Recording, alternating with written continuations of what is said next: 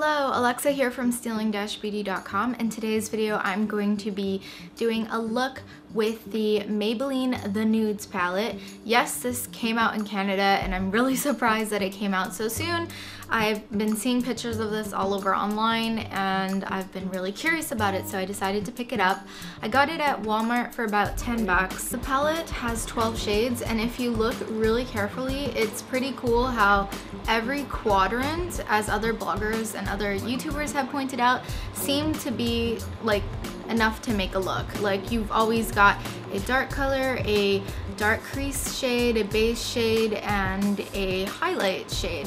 And then the same goes for here and here.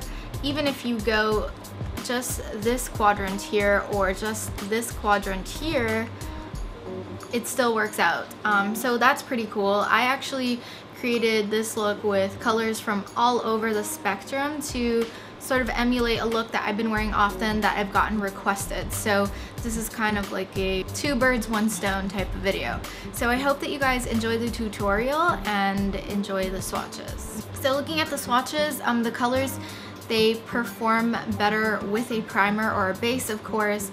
There's a bit of inconsistency with the amount of pigmentation. Like, some of the glittery shades, like this pearlescent shade down here, is not as pigmented as the light brown brow bone color up here. So that is to keep in mind. Inclusive, like this one right here, the matte, is not very pigmented, especially when you swatch it on your arm, but it actually looks really good as a brow bone highlight. The way you pack it on with a brush or the way you wear it on your eye is going to be quite different than the way it appears when I swatch it onto my arm like that.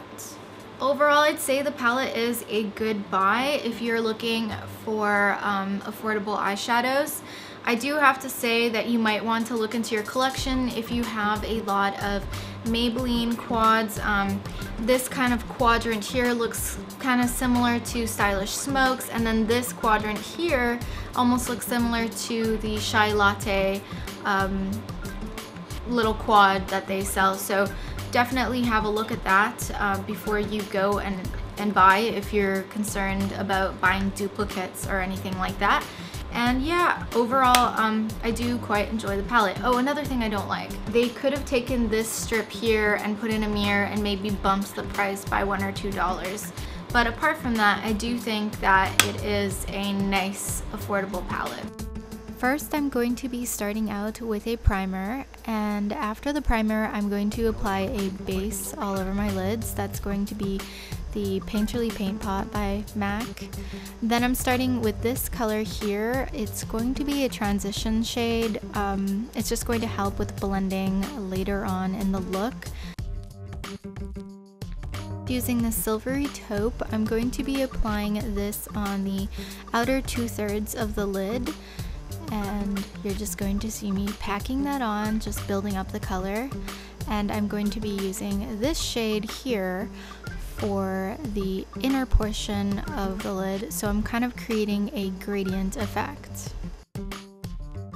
Going into the dark gray in the palette, that's just really awkward. I'm going to use a more tapered blending brush in order to build the color up in the crease, and I'm doing this with my eyes open to make sure that it's completely apparent when my eyes are open. Anyone who has hooded eyelids should do this. I also like to sweep it along the lower lash line a bit, just the outer portion.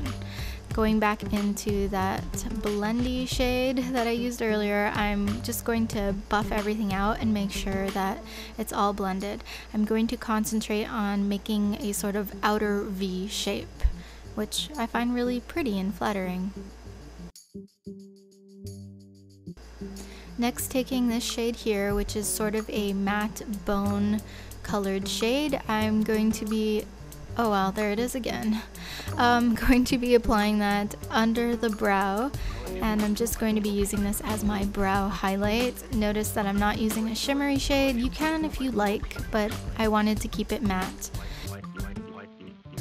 Taking the two darkest shades in the palette and an angled brush, I'm just going to create a guide for my winged eyeliner, and I find this helps so much when you don't want to mess up your winged eyeliner when you go in with your liquid. So Yeah, that's what I do. I just do it with shadow first to make sure I don't make a mistake.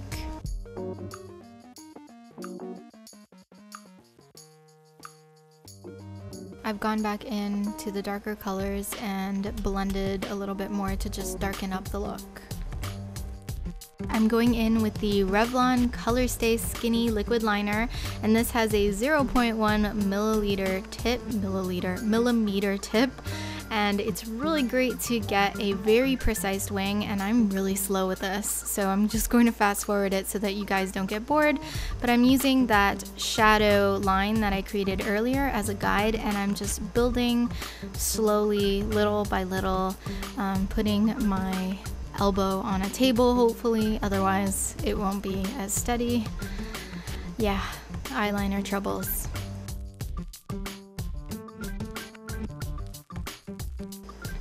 Going back into the eyeshadow palette, the two darkest shades, and using that shader brush again just to kind of smoke out and deepen the shade of my eyeliner, and also drag it to my lower lash line just to make things look all good, coherent, and, you know, all nice and stuff.